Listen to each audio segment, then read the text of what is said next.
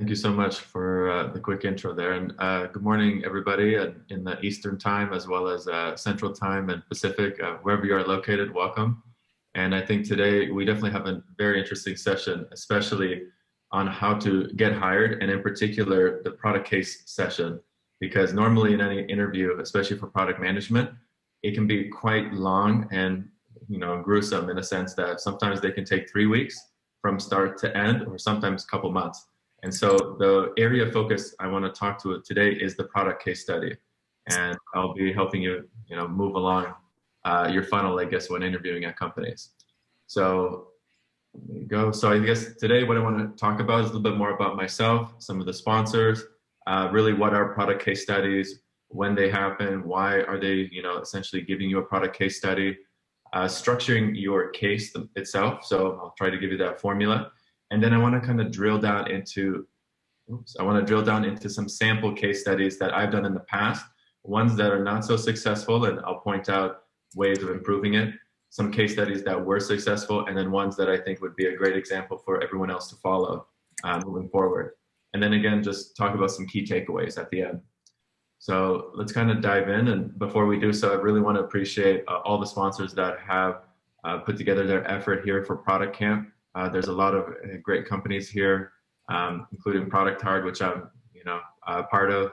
You got Product Collective, Pendo, 280 Group. So if you can, feel free to check out some of their group and their effort here in Slack, but also in the Product Camp website. So let's get started then. Who am I? Quick intro. So currently I'm a senior product manager at Dun & Bradstreet, really focusing on their analytics and reporting division for sales and marketing use cases. That basically means I'm building out campaign reports and how to make these reports very useful and provide the right insights. In the past, I've done more B2C type companies. I was a PM at Adobe, kind of helping their customer support forum. So again, they have tons of users that are always needing help, and they would come to this forum that was more self-serve to get that help and guidance. So I was a PM for that product. Also, I'm a mentor, co-founder of producthire.com. Again, it's a mentorship platform and community to kind of help propel your career. And then I think before that, really I was focusing on smaller startups, and again, still in the product management space. So that's kind of my background in a nutshell. Now, let's go into product cases and really what they are, right? So a product case study can come in many forms, right? In this case, I list key skill assessments.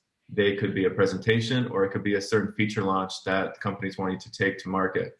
And in each of these, they're going to be testing unique skills, meaning for the skills assessment, companies will probably give you a problem or prompt related to their company, and you will probably need to kind of do a deeper dive in solving their problem, right? I've noticed in many times, at least at Dun & Bradstreet, when we are hiring designers or even product managers, we give them a problem that might be related to our company. And that way we want to see how they think and how much context they may have to build out a potential solution to some of our customer needs. In terms of presentations, this would be a fast follow where, let's say you are given a case study, companies maybe in the final round would want you to present that product case study to the broader audience, including the hiring manager. So again, really testing those communication skills. And lastly, with regards to a feature launch, sometimes companies may want you to do a full-on go-to-market, or just a very small section of the case study to explain, hey, what's your rollout plan look like? Who are you going to talk to? What other stakeholders at the company? Then what I want to talk about is when the case study will be invoked. And usually it's about 2 or 3 interviews in per company. So after you talk with the hiring manager, after the initial recruiter call, then you will be asked to do a product case study, something that could be take home or something that you will then present later. And on average, it can take sometimes between 5 to 10 hours.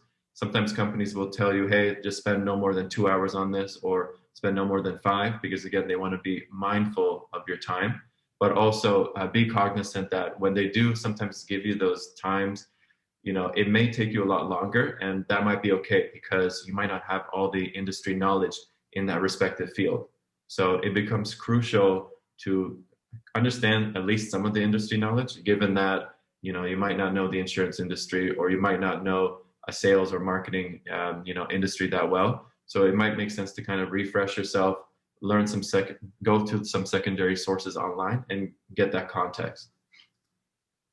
And then, this is a key question in that, why are really hiring managers wanting to do a case study with PMs, right? And I think they're going to be always testing three things in particular. One being, how well does he or she communicate? And again, communication is basically the foundation you need when going into any PM role. Once you even get hired in the director and people management skills, that becomes even more critical. You need to know how to communicate with others, tell them essentially your vision, your strategy, so that way your reports can essentially build the right roadmap for you and move the business forward. So really know how to communicate with various stakeholders and know how to communicate, let's say if it's just your team or with other stakeholders across the company. There's varying kind of communication strategies to apply. So they'll be testing that. Next, it's really about your product rigor. So what that means is, do you have the product management foundation skill sets? Are you slightly good with design? Are you slightly good with engineering? Are you good with business principles and dynamics? Are you good with go-to-market? Having a holistic view and then being able to execute or being able to drive that strategy forward. And then lastly, and I think this is one that sometimes doesn't get talked about too much, but can I really work with this person, right? It's not just, hey, do they have the skills, but can I really relate to one another? Can I really work with them and improve, let's say, his or her chances of succeeding as a PM at my company? And so they want to essentially find reasons of working with you. And, in an interview, sometimes they are looking for, they're trying to see if, hey, I don't kind of like this particular, personality trait in this candidate, but I really like the way, and how he works with the team here and how he collaborates, right? So hiring managers will look at different things. And so when you are given, let's say, a case study and you need to do a presentation, they're going to be looking for those cues. So it's important to show that when you are presenting a case study. So let's go to structuring your case, right? I think the formula here is something that I've done many times over, something that works well for Silicon Valley companies, also here in Texas region, and I'm based in Austin right now. So when I was interviewing for larger fintech roles and also for Dun & Bradstreet, this format worked really well. So I think you can take it as a general template and then modify to your needs. But the key areas to focus on is, one, really hone in and understand your problem. PMs need to understand and kind of fall in love with the problem, because you are there to figure out what that is, what are the users impacted by this problem, and then make that solution for them, right? So problem is key. Focus on your goals. What are you really trying to achieve? Focus on those different use cases, right? In B2B, there's a lot more use case definition, where for B2C, it might be more, well, am I going to really improve the user's life through this type of user story, or et cetera? Then have a set of assumptions that you are listing. These assumptions, again, you don't have all the right information off the get-go because you're coming in from the outside. So list your assumptions and why you state these assumptions. Again, that's very critical in product management. Then describe your user flows, those related features or user stories. Describe your go-to-market. What are those key metrics and success criteria that you're checking for? And then lastly, talk about certain risks and how to mitigate them. So if you kind of follow these key points, it'll make your case study stand out above other candidates, which again, you want to be top of mind, given that everybody has quite a large or a good sized pipeline. It might make sense for you to hone in and focus in that area. And another thing I just wanted to say, and this is kind of still related to product cases, is sometimes the companies will give you certain prompts. Prompts again, and I'll give you some sample prompts after, or actually I'll show you one right now here. So this was a sample prompt that was given to me by roadside assistance startup. Essentially, they explain their problem at the company and what they're trying to do, and then they ask you specifically what's the deliverable look like. So I want an overview of what this new mobile web payments will look like. Give me a user flow, give me a user story, a few bullets about the rollout plan, and then they'll basically say, hey, can you deliver this within 3 to 5 days? So in this type of prompt, one of the things I want you to focus on is if you don't understand a question or if you don't understand the prompt, by all means, ask the hiring manager. There is no fault in doing that earlier, because if you don't understand the question now and you misinterpret it in your answer when you present and when you give the deliverable, that'll be a problem, because then you'll be going back and forth trying to figure out, well, this is what I assumed, but maybe the hiring manager had something else in mind. So it's good to clarify that right off the get-go. Secondly, again, like I said, just ask those questions right off the bat. And one thing I noticed is, if you can, deliver in a timely manner or earlier. So if they say 3 to 5 days, if you can deliver it in day 2 or even day 1, depending on how much time you have, of course, do so, because it shows that you are taking initiative, as well as you can deliver something on time. And again, as a product manager, you are juggling so many different things, so many different tasks in your schedule. Being able to show somebody that, hey, I can commit to something and deliver on time is a very good trait to have, and that'll take you places. So if you can show that, especially earlier in the get-go, do so. All right, so kind of going back to the prompt. So we talked about this prompt. This was another prompt by a smaller health company, Simply. Essentially, they were trying to ask the PM, can you test this hypothesis quickly? What would the test involve? And try not to spend essentially no more than 4 hours on this assignment, which was, here are the 2 options. What is I think option 2 was a suboptimal way to collect payment or patient responsibility in full. So really it was just testing the hypothesis that they were implementing, and they wanted you to figure out, essentially build out the requirements doc. How would you go about the testing? What would the rollout be? And then what would you test at the end in terms of metrics, right? Another one was by Braze, and I think Braze in this case, it wasn't so much a product requirements doc, but rather asking specific questions to the head of product. So you can see here, they were kind of asking pointed questions like, if you were the PM, investigate, steps about this problem. And again, I don't give the full prompt, but they gave essentially the problem, what they were trying to go for the user, and now they want you to figure out what are the next steps. What questions would you ask the team? Kind of do a discovery project plan or requirements doc. How would you envision building this software? What are those major features look like, right? And figure out a way how to monetize this product. So again, kind of very high level questions, but you have to kind of, again, understand the industry that they're in and try to use that information to the best of your knowledge to build the right case and give them the right answers. So let's kind of go through some of those case studies that I mentioned earlier. And the 3 that I want to go through, and I'll kind of go in sequential order. One being a not so good example, and that's going to be, how to improve user engagement on WhatsApp. So this was a deck that I presented for Bill.com when I was interviewing for a fintech startup in the Bay Area. The second one is mobile payments product spec. So this was that roadside assistance startup, Agora, I believe. And then lastly, it's a referral program product spec that I implemented for Hippo Insurance. This was an insurance tech company also in Palo Alto, California. And I think we'll go through the good and the bad of each. And if you have questions at the end, we'll be able to kind of go back into these. And again, these case studies are literally the direct slides that I used in preparing the work. So I didn't do any modifications to it. And you'll see essentially, how it kind of progresses and gets better over time. And you'll see the content changing as well. So let's go through the user engagement in WhatsApp, right? The key product prompt here in this case was, how can I improve user engagement in WhatsApp? And it was a very open-ended question, and that's a key piece of detail. And so what I did is, I kind of created my table of contents. I have my structure, right? Talking about mission, business goals, user needs, the business concept, why I chose it, kind of a deeper dive into the feature that I selected, rollout, and success criteria. Again, all these contents make sense, right? So I go through the mission, I go through the landscape of the industry, right? And try to figure out where are these potential opportunities. So I kind of try to highlight it in yellow, wallets and business, and India was a very interesting market to go after.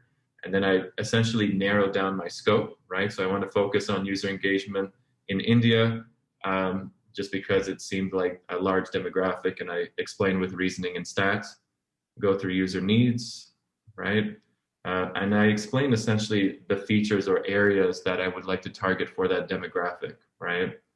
And as we continue, I kind of make the selection using the RICE framework. So reach, impact, confidence, engineering, resources.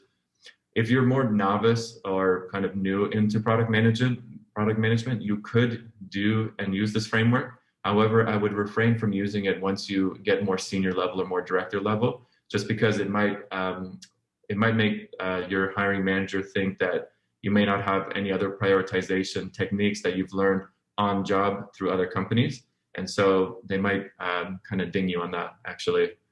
Then I kind of explain the why. I go through my user flows here, and I draw out sample mocks, talk about essentially the rollout, some risks, and then criteria for success. So in terms of feedback, right, in this case study, one thing that I really missed out on is understanding the question in the beginning and actually going to the hiring manager to focus on a more narrow vision. Because when I presented my product case study to them, they were actually expecting me to take it into a complete different direction. And if I actually was able to ask those questions earlier, the full presentation would have been a lot smoother. And in fact, when I was even doing the case study, it was harder for me to find what that direction was. So to save some time, ask the recruiter or the hiring manager maybe a direction, and if she's okay with it or he's okay with it, build it that way. Another thing, again, have a simple, clear deck. I know kind of me presenting this deck right now to you in very quick fashion, it might have been clear or simple, but the flow when I was presenting it was definitely not in sync, and it wasn't quite logical. So make sure you have good transitions going from slide to slide. And it makes sense going from, let's say, problem to users to the feature areas to, rollout metrics at the end, right? Just have a logical flow. And again, in terms of using frameworks, just be cautious. If you're going for a more senior role, it could pose as a red flag, right? You can mention them if you're a little bit more junior, but I would not so much focus on it for senior roles. Another thing, try to communicate with excitement. So sometimes it can be hard for individuals to show different facial expressions, different tones, the pace at which you're talking. So be able to add a variety, right? Because they have so many interviews, right? They are going through so many different candidates, and if they all essentially sound the same, you're not interesting or exciting, it could kind of pose as a detriment. And again, one of the things they'll also do at the end is just ask questions and ask essentially to clarify your opinions and your assumptions. So make sure when you address those, answer with clarity and answer also with data if possible. So just to kind of reiterate in terms of what happened with this product spec. So it took me almost 8 to 10 hours, so a little bit longer than I'd like. And the result was that we kind of didn't move on to the final onsite. So the team, just said, hey, thank you for coming, but you can try again next time. So point here, try to get feedback earlier and then build out a product spec that's in line with even how companies operate, right? In this case, this company was much more A/B testing focused, all about optimization and growth. Try to align your product spec in that way if you can. So next, with Agora, so this was the roadside assistance tool, they were essentially asking me to create a product spec for their payment solution, right? So how would you kind of create this new mobile web payment solution? Because heck, when somebody's out on the road, they have a flat tire, what are you gonna do, right? You might need to call somebody, and then when you call somebody, well, how are you gonna pay, let's say, that tow truck to come and help you if you don't have insurance? Well, you need a mobile web payment gateway. What's all that information look like, and how can you get the help and support you need right away? So essentially that's kind of the deliverable and the user experience as a whole.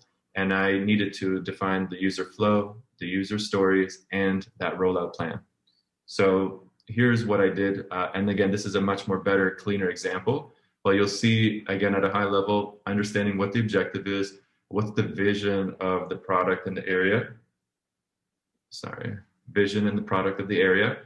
And then at a high level, what are these goals that we are targeting, right? So I kind of list business goals, quality goals, and internal development goals, which I think these are kind of nice to have and list them in this order because sometimes you just focus solely on the product, but there's also goals within the company and within the team, right? How fast can you actually deliver the code? Or in terms of quality, what's the CSAT, right? What's your customer success or customer satisfaction rate? So what I was able to do here is, explain the time frame to measure these goals and then what the success looked like again in metrics. And I think they really liked it because they pointed out during the interview that they really would measure it actually in that way, in that fashion. Then I kind of would go down through the various initiatives. And again, at a high level, I was just focusing on the mobile payments part.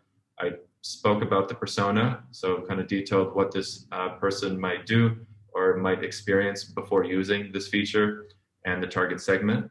And then I would talk about the features that I would build out. So in this case, describing what the feature is, what's the user problem, user value, key assumptions, what we're not going to do, and then again, some acceptance criteria. Now, if you're again more in the product management to senior product management role, and if you're an individual contributor, you will probably need to lay the foundation like this. So again, when you are on the job and writing JIRA tickets or building out, let's say, PRDs in Confluence, something like this will definitely apply. And this is just kind of good foundational work as a PM to have. So laying it out simply and clearly for the team to understand, it's very important. And so both of these two features, I think, were pretty clear, self-explanatory. There wasn't anything that was misleading or anything that was missing, at least in that area. But one of the things I forgot, so in this assignment is the go-to-market. So how would I take these features live? That's something that I missed in the product spec. Besides everything else being intact, that was one area. And then in terms of risks, I didn't really highlight certain risks, especially when, let's say, payments didn't work, or if there were certain bugs in the product, how would I be able to address them? So I think those are the two main areas of feedback that the team gave me. One thing to note, and this is something more critical when you are on the job as a PM, the prioritization aspect. So if you're given 2 or 3 features, and in this product spec, there was 2 features, maybe being able to discuss why you chose this feature over this feature to build out first. And it could be that, the second feature is dependent on the first, therefore that's the prioritization in order to make for a better user experience. But again, PMs and hiring managers in particular, they're going to want to understand your, sequential order and things, right? Certain things cannot be built if data pipelines are not built out, right? You may want to build out, for example, a full reporting suite dashboard, but if you don't have the right data sources and the right pipeline and information to feed those reports, you can't build the front end first. So think about the ordering of things as well and what you need to prioritize. Of course, accounting for resources, what headcount you have at the company, the design team, engineering, etc. So going back to this spec, it took roughly 4 to 6 hours, so a lot less. And the result was, they really liked the spec and they moved me to the final round. So this was a good product spec.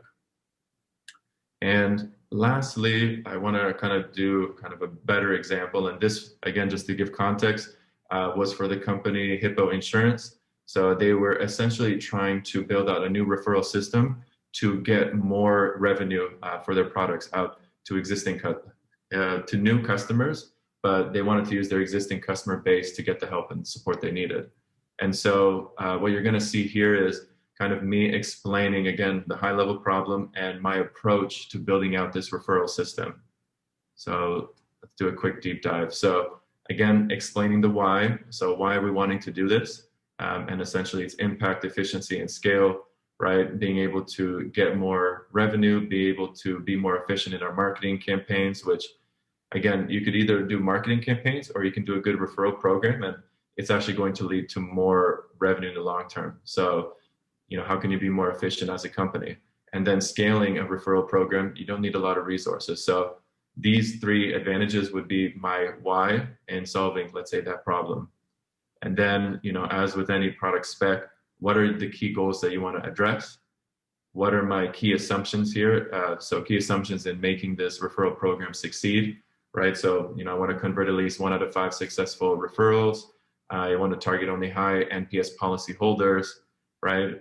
And then in terms of user flow, right? So one thing I did differently this time is I was able to show, I forgot what tool I used here, but being able to show a very clear diagram of what the referrer and what the referee flow looked like. So again, when I was presenting this in particular to designers for that particular interview, it went really well because they understood exactly my thought and my process. And also you'll understand in particular the decisions that a user would need to make and the flow to get to each point to essentially make an invitation. So they really liked this, and they also essentially just found it very easy to digest. So whenever you can, the more flows or pictures you can use to explain your thought, the better, especially when doing a product case presentation. Then at a high level, I just explained, here's the user story. Here's essentially the features that would be required for us. Again, user story features, how I would run this program. And again, notice how, and again, this is an actual slide that I use. It's not like the product spec that you saw before where if I'm going to be, explaining my go-to-market, it's just a lot of copy and a lot of essentially text. In this case, I'm trying to be very clear and succinct, and I will be explaining that content during the talk, right? So just say how I'm going to run the program, high NPS customers, announcements, ramp up, right? So ramp up being, after 21 days of going live, we're going to start to target mid-high NPS customers. Or this is enablement, right? How are we going to announce and promote this program? Or this year, after 3 days, we're going to start giving out this content and this messaging about the referral program. So again, just be very clear with your thoughts when presenting. And at the end, if you have more about the go-to-market, by all means have an appendix, and you can go through it after in the Q&A. Speaking of which, hi Nick, just want to let you know we've got about 8 minutes left till the end of this session. 8 minutes, and that includes QA, right? Yes, that's correct. Okay, I'm pretty much going to wrap up, give it another 2 minutes, and then we can do QA. So, kind of success criteria. I won't go into too much detail there. These were my risks. And in this case, I did have an appendix, and I needed one because, again, since this is a referral program, they would have probably asked me to do a calculation and potentially see my ROI, with some sample numbers. And in fact, when I did do the presentation live, the chief product officer was wanting to see something like this. Luckily, I had a slide. I was able to show my thought process, even though it might have been wrong, the numbers might have been wrong. The method is very important in the process. So that was key. Again, showing some market data and some research that I did in the industry, some sources. And really the key thing here in terms of feedback, it did take 6 to 8 hours. Result was that I did kind of go to the final round and talk with the co-founders at the company. But the structure was great. User flows were clear. Presentation style was also appreciated. And what you didn't see in the slides is that you need to sometimes bring your personality into your presentations or in your case studies. And what I mean by that is if you can be funny, add in a joke here or add in a funny image to kind of change the mood of the audience, the more the better. So try to do that, maybe use props if you can. And if you know the industry or you would like to speak about some of that verbiage, by all means do so. So that way you convey to the interviewers that you know your knowledge. So at a high level, key takeaways, follow a structure. Definitely get feedback once you deliver a case study or do a presentation from everyone. If you can get feedback, you can do better in the follow-up rounds. Make sure you practice. Do more case studies just by yourself, right? Find sample questions online, do a sample prompt, and maybe share it with a senior PM or someone a bit more senior than you, and they can kind of critique it. And then again, be on time or earlier if you can. Other ways to succeed, go to local communities to get, product management help. Find a mentor, use certain services to get mentorship guide in your interview preparation. There's a presentation deck, actually this deck linked in this article or this presentation, so I'll give that out to everyone after. Again, really thankful for the sponsors in helping us promote Product Camp and getting us off the ground, so thank you for that. And really thank you for allowing me to talk today. So without further ado, if there are questions from the broader audience, feel free to, ask away.